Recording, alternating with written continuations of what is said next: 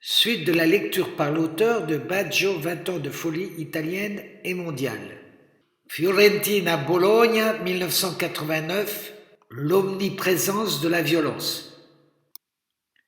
Arrivé 3 ans plus tôt, Robbie est heureux. Andreina est venue le rejoindre. Il s'est fait des amis, le bouddhisme le rassérène et son rêve de jouer la Coupe du Monde n'est plus un fantasme.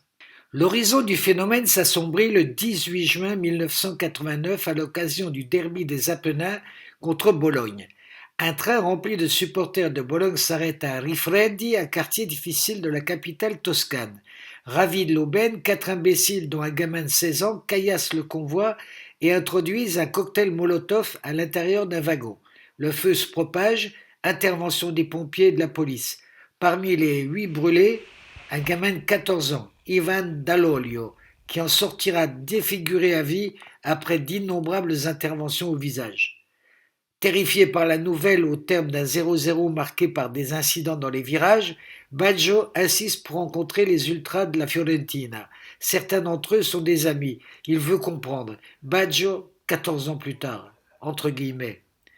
J'avais déclaré qu'on parlait beaucoup de la violence dans les stades, mais qu'on en parlait mal.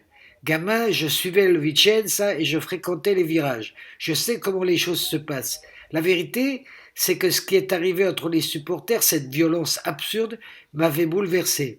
J'étais malade comme un chien, mais j'ai voulu savoir comment les choses étaient arrivées. J'ai dit que le mépris ne suffisait pas et qu'on devait essayer de comprendre. Mais jamais je n'ai justifié de tels actes. Je disais que nous avions tous le devoir d'écouter et de comprendre. J'y croyais, je hais la violence, mais je n'ai jamais supporté la bonne conscience de certains bien-pensants.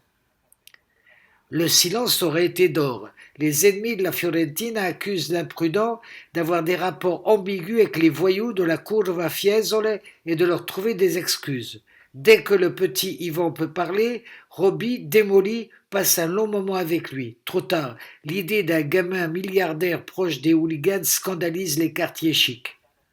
À mesure que le phénomène éblouit les amoureux du ballon rond, toutes sortes de rumeurs courent sur son compte. Certains journalistes révèlent que Caliendo l'a fait signer au Milan AC de Berlusconi au cas où les Pontello voudraient le vendre sans son accord. Déstabilisé par la violence de certaines attaques, le joueur se risque à une déclaration qui fait couler beaucoup d'encre.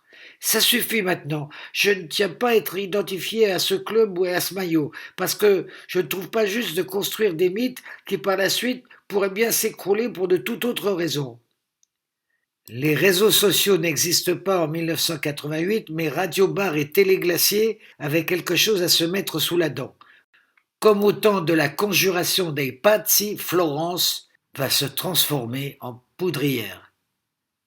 La suite de la lecture de Baggio 20 ans de folie italienne et mondiale au prochain numéro, si vous le voulez bien.